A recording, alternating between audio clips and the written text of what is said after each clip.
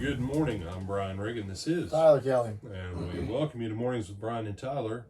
And today, as we look at the topic of blessing and prosperity and all of that from the Lord, we are in 2 Samuel chapter 9, and we're just going to read the whole thing and hit a couple high points.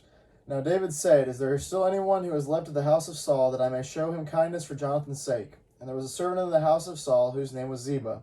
So when they had called him to David, the king said to him, "Are you Ziba?" He said, "At your service." And the king said, "Is there not still someone of the house of Saul to whom I may show the kindness of God?" And Ziba said to the king, "There is still a son of Jonathan who is lame in his feet." So the king said to him, "Where is he?" And Ziba said to the king, "Indeed, he is in the house of Machir, the son of Amiel, in Lo-debar." Then King David sent and brought him out of the house of Machir, the son of Amiel, from Lo-debar. Now when Mephibosheth, the son of Jonathan, the son of Saul, had come to David, he fell on his face and prostrated himself. Then David said, "Mephibosheth," and he answered, "Here is your servant." So David said to him, "Do not fear, for I will surely show you kindness for Jonathan your father's sake, and will restore to you all the land of Saul your grandfather, and you shall eat bread at my table continually."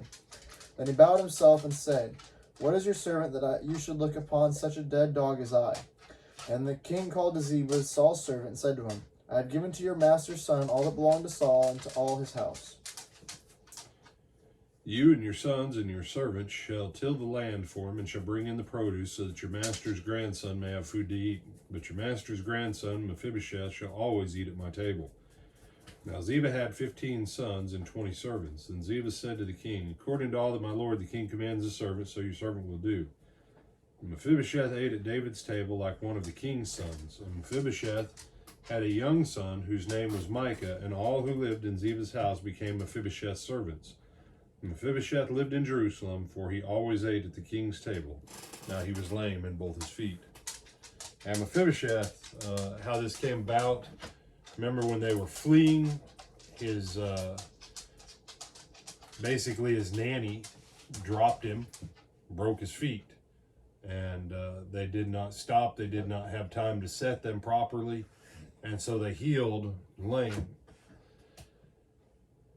Years have passed. We're probably nearly a decade since Jonathan's death. David is at a place where now he can say, "Okay, I made some promises back in the day. Now let's work on keeping those promises." Sometimes people make promises not understanding the long-term applications or ramifications. The easiest promise to keep is one that you do right then on the spot. Okay? Sometimes things happen, years go by.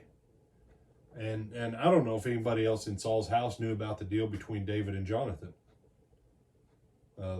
Jonathan's family, Saul's family, I don't know who knew. But this thing has been in the back of David's mind, obviously, for a long time. He made the deal with Jonathan when Saul had just really started to get very serious about hunting David down on a regular basis. But David and Jonathan have been dead. Saul and Jonathan have been dead for nearly a decade at least. And you say, what I'm saying to you is, if there's something that you have left your promise hanging out there on, you may not be able to keep it today. But put it on your calendar for 2022. If there's some promises you left hanging, go on ahead and clear them off. Fulfill your word. Keep your word in 2022. You say, "Well, I should have done it 10, 15 years ago, 20 years ago, 30 years ago, 40 years ago." If there is still a way for you to keep your word and do what's right, just do it. Yeah. And here's 2 reasons why. One, it will improve your faith. You having stuff left undone where you broke your word makes it so that in your heart you don't believe what you yourself say. And that hurts your faith, number one. Number two, it's an integrity head issue. Because you don't believe that you're a person of character and integrity, because you know you don't keep your word. and it affects how you deal with other people. So put it on your calendar, take care of it. David did. As soon as he had the opportunity. And people could argue and say, no. All this stuff is finally over, and now he's got a chance. So anything else, Tyler? No, sir.